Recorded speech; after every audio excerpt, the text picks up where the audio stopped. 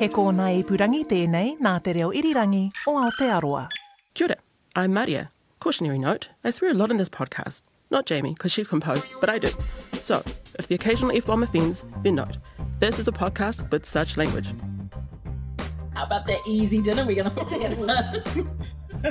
How about no kitchen for our dinner party? Oh my gosh, you know, all of these things would point to don't do it. Just don't do it. Welcome to The Art of Entertaining, a podcast predicated on social cues and party planning from the 70s, but applied today. I'm Jamie. I hosted a dinner party, y'all. I'm Maria, and I drug my way through a dinner party. Join us in our final episode where we take a look back at the whole series. We took all the advice and we see how we did. We listened to some confession cams. Let's be honest, we're going to rip into ourselves. Yeah. That's all that's left to do now. Seeing as everyone else has, we figured we should really just rip into ourselves. And we just wrap this whole piece. Welcome to it.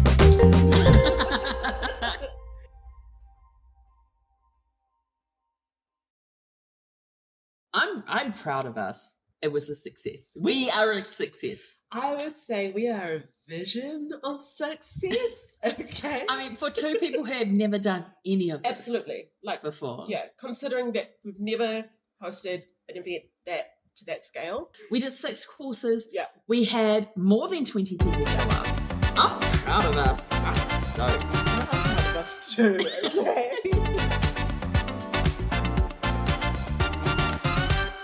Would you do it again?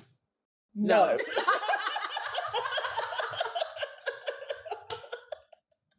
knew you were going to say that too. Absolutely not. Like, you know what my takeaway was from the dinner party? Just take them out to dinner. Like, you want 20 people? Great. Take them out to dinner. Like, don't bother doing that at home. So much work. So much work, right? So much work.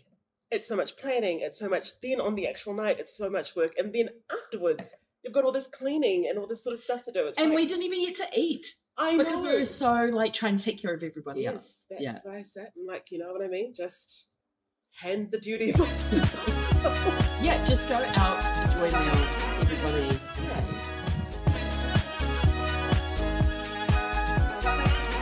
So was it worth it? As a one-time thing. You're not going to host?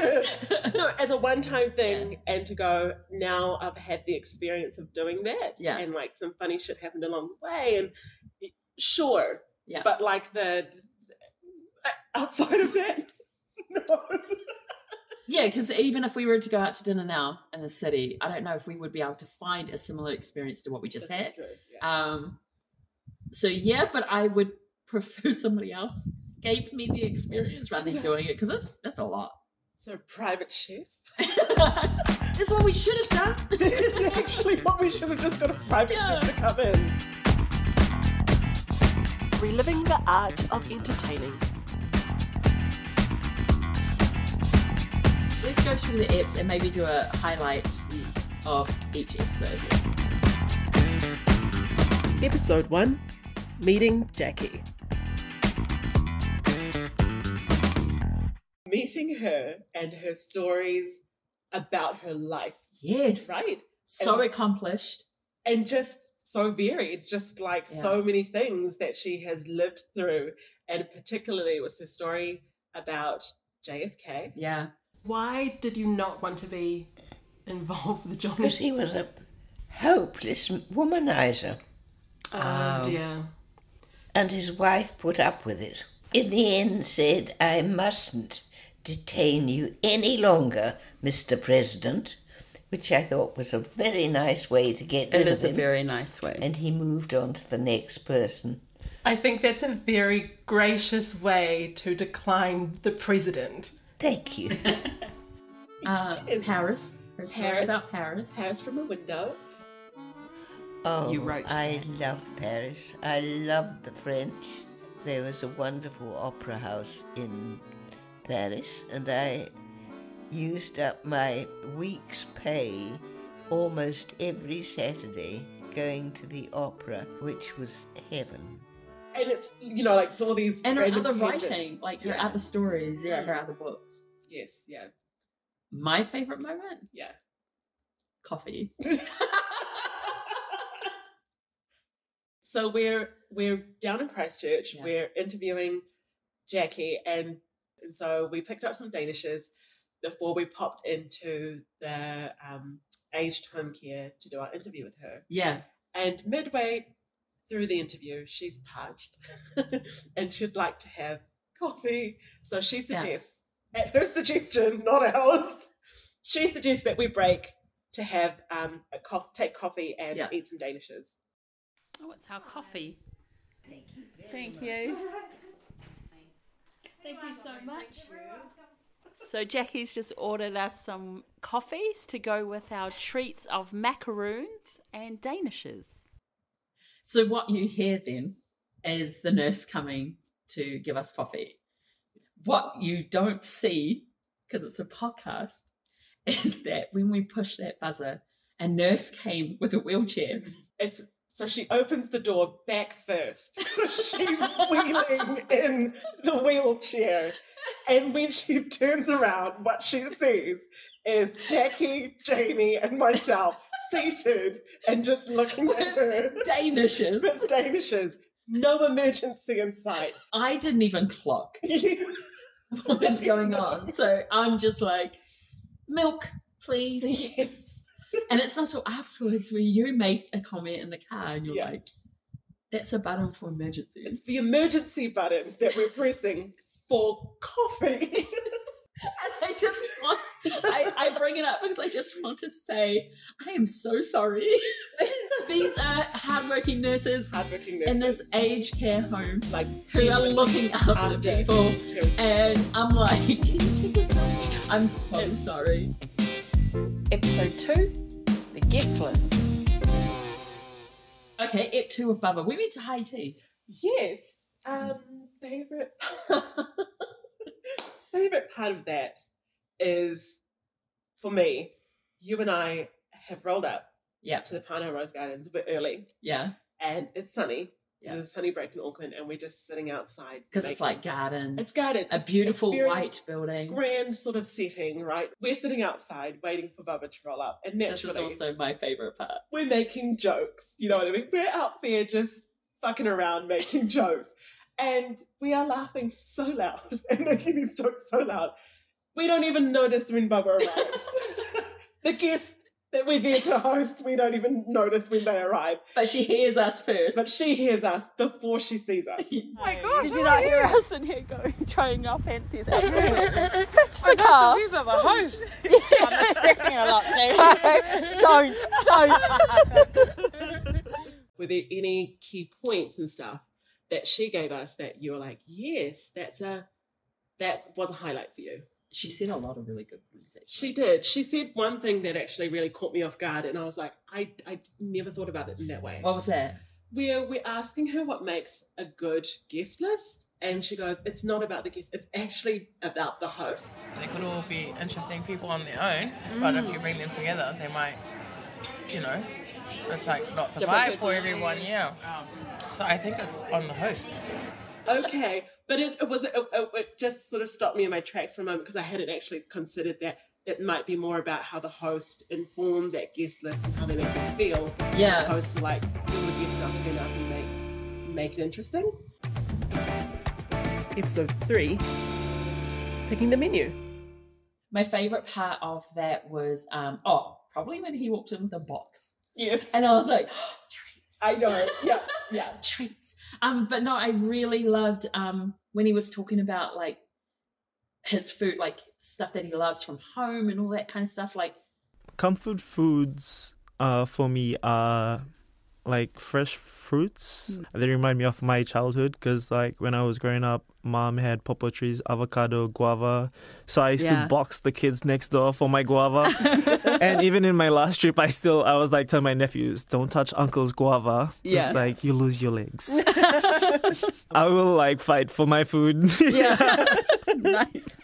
For me, it really highlighted the difference, like the space between him and I and how experienced he is and how inexperienced I am, because there's a part, and we both, I know we both don't know what it is. I know what you're gonna, yes. But in the interview, he's talking, and we're going through the book and the menu, and he says this thing where he goes, "Oh, because these are all mother dishes." So all these recipes here are mother dishes, and once you understand them, then the derivative is totally up to you. It's your skill set, your culture, whatever you can use. So gazpacho, crayfish cocktail, you go down to the market, see what is available in the markets, and then just substitute that in. And mother dishes. Something right along, you know? Episode 4, entertainment. My favourite part was because before Justin Norms came in, because we're a podcast and there's rules around what you're allowed to do, and we had talked to RNZ about music, you know, like when you have music, you have to get the rights and the licensing. There's it's a process. Yeah. And so that was something we were a bit worried about. So when we talked to Regan, we were like, what makes a party? Yes. What sets a vibe for a party, do you feel? Sets a vibe for the party. I think like number one thing will probably be like music. Will probably be like top tier. Wait, have you guys got a good playlist? Screwed, man. Is there gonna be 70s music at the party? There's gonna be no music, IG. Everyone playing the spoons or something. Our faces were like complete worry, because that's the thing that we were like hoping we could overcome. But he was so funny and easy to talk to. That was a really fun interview. Episode 5, the party schedule. Yeah, making a plan is not always exciting. No, it's never exciting. Making a plan, because you're hypothesizing how things should run, right? Yeah. And you don't really equate things that are going to happen on the fly. So it just feels, truthfully, like a waste of time. Because shit's going to happen, you know what I mean? Episode 6, bouncers. I loved this episode because we got to go back and just think of like parties we had attended, like that we went to. And then we had to go and look for some bouncers. We did. Yeah, we had to go look for some bouncers to come to our party, and chatting to them individually. I remember we didn't make it home in time. Yes. And we ended up calling them in a video chat in the car park. Yeah. Yeah. And I was nervous because we were asking people to bounce. Yeah. But they were so on board.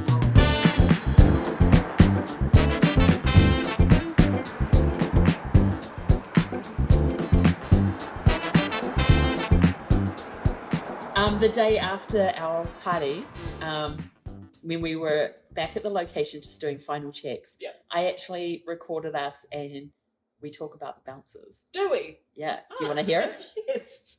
Let's hear it. It's funny because I was here early, watching people come in and they kept IDing everyone. And I'm like literally there just pouring punch, like cracking up, like, dude, oh my gosh. And Lance is like, Lance Loglin, would you like, and like giving him ID and stuff, and they're like, okay, like eyeing him up. I'm like, cracking up. Episode 7, the makeovers. The thing I was most nervous about was probably the makeover. Yeah, the makeover episode. I'm not into fashion or anything like that, so I was really nervous about that. So I really loved getting actual tips from Liz. Yeah. I feel like you would look cute in a double-breasted suit, but more modern. I wouldn't wear a top inside. Yeah. And then once you button it, it looks cool. Get some cool buttons. And then once you button it, you can just get a necklace or wear a scarf around your neck. You know how they had the air hostess scarves? Yeah. Oh yeah. You could wear a suit with a air hostess scarf. I'd probably crop the pants. And then with shorter girls, I think that it'll make them look a little bit taller. Oh, cute. Awesome. So you're sorted.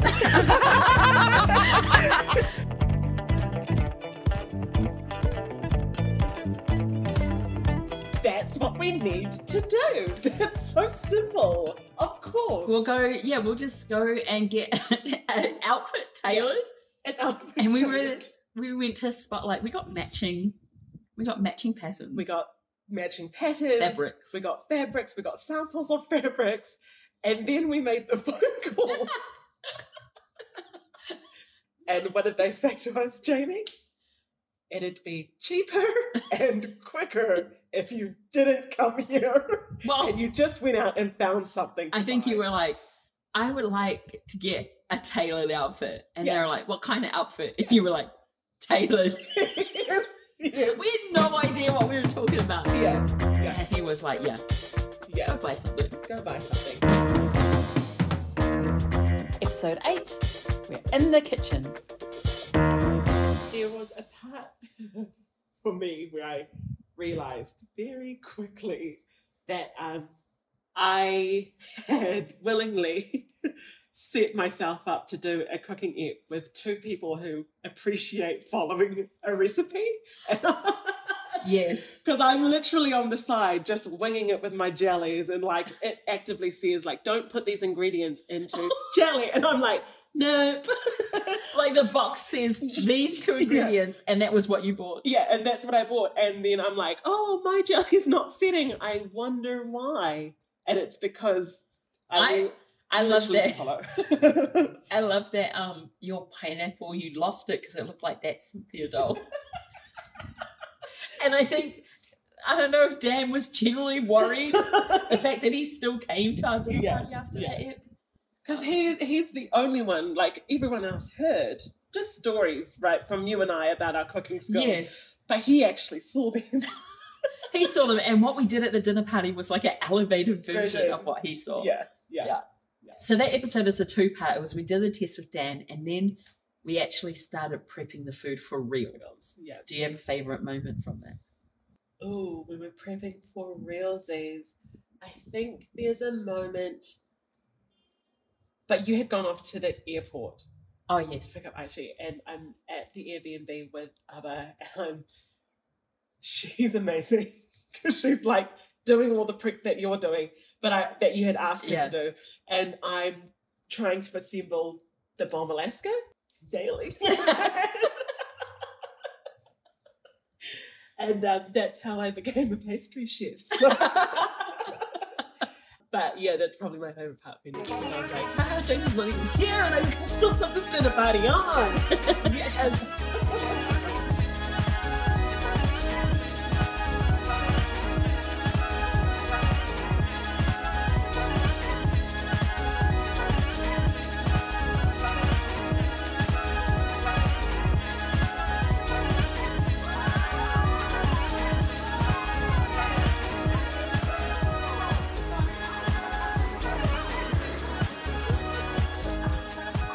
So we've done it. We've done it, Jamie. We've done a dinner party, a 70s inspired dinner party. We've done a podcast. We've done a podcast. Yeah. Okay. I think my biggest, there were a few. Yeah. There were a few big takeaways for me. Number one, all the planning, you actually don't need to go that hard. You also definitely don't need to do a dinner party. You can take people out. Like I really want to encourage people to do that. Because when you think about a restaurant, right? These are people who actually want to do that. Like they turn up, They actively put together a menu that they are proud of and they want to cook. And I want to eat your food. Yeah. So like, let's marry them together and let's go out for dinner. Yeah. My takeaway is I would love to have more dinners in my home. So but potlucks. Yeah. I think that's why when you think of like Christmas and that, nobody cooks for everybody. Yeah. When they come over, everyone brings something. Yeah. Because even dishes, take it away. Everyone takes their own dishes away. Yeah. So, I would love to do more dinner parties. Yes. Yes. Do you know what I love? Is that we did this dinner party and then I think I went back to Wellington and we were having like a Zoom. And you go to me, one dinner party, and you're like, Jamie, hear me out. And I was like, what? And you're like, Halloween party. No, I remember that call. I mean, I didn't say no. But... So, Jamie, now that we, the host, have successfully put on a dinner party in the 70s, and we've concluded how we feel about how we done, how successful. We are proud of us. Right. Yeah, we're pretty chuffed. I think it's only fair that we take a look at what our guests thought about, because ultimately it's about the guests. Exactly. Yeah, really it's about us, but it's about the guests. Yeah, I mean, it's about us. So I reckon let's have a look at the confession cam. Let's do it.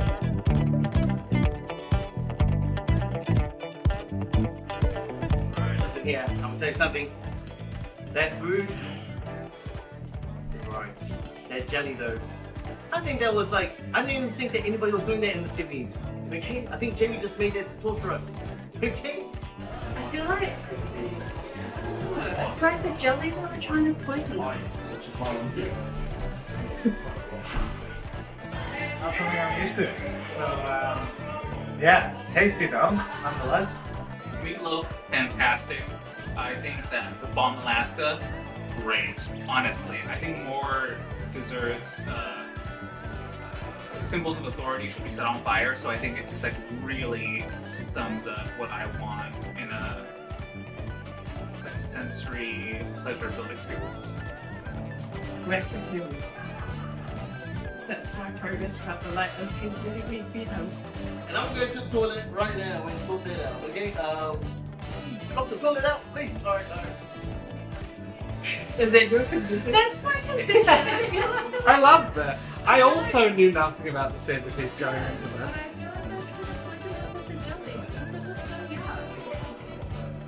Yeah, I think either way it's just been a really cool way to bring everyone together from different food backgrounds and group of friends and stuff like that, and just having a good old 70s time, enjoying I guess a 70s themed dinner as well, and obviously the bread wine's been great too, so that's always great. The setup was great, atmosphere was great, all the food was good. A little bit of criticism in the food. Felt like the stews were a little bit under-seasoned, but otherwise they tasted pretty good. My biggest surprise was the jelly salad, the orange jelly salad. Yeah, I don't really like jelly, but I tasted that. It was very refreshing. You bite into the cucumber. So we're actually going to leave it. We're leaving in our own car, and we're going to go because that's too much. We're gonna go because it's so hot in here, right? Someone called the fire department. Yeah. It's so hot. Someone called the fire department. Have a good night, the rest of you, though, because I'm gonna have a good night. Call the fire department on the jelly and peas. So interesting. It wasn't as brutal. It wasn't as I imagined. Overall, it actually wasn't that brutal, which No. is really There were some hilarious and honest things like the jelly. Yeah, the cat prawns. food doesn't taste. The prawns, the prawn cocktail. But overall, some surprising and nice feedback. Yeah, because I remember things people were saying to us on the night, Yeah. so I was expecting it to be really brutal. Yeah. Yeah, thank you for listening to The Art of Entertaining. Super fun to do. I'm so glad you could join us, and hopefully hear from us again. And I hope you go out and all put on your own dinner parties now. Yes, do it. Do it. Actually, a lot better than I thought it was.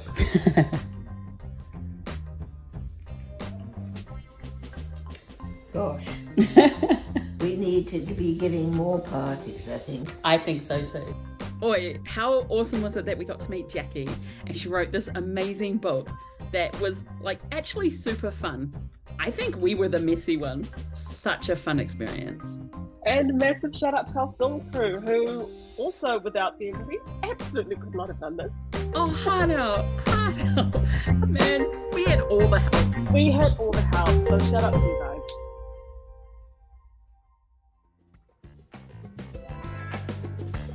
The Art of Entertaining is produced and presented by Jamie Poipoi and Maria Tanner. The executive producers are Tim Watkin, Justin Gregory and Katie Gossard. Blair Stagpool is our producer and audio engineer. Music by Tehima Bennett, and shout out to the absolute GOAT, author Jacqueline Steinkamp. And also Anna Boyd. Listen to us on Apple, Spotify, and wherever you get your podcasts. And of course at rnz.co.nz.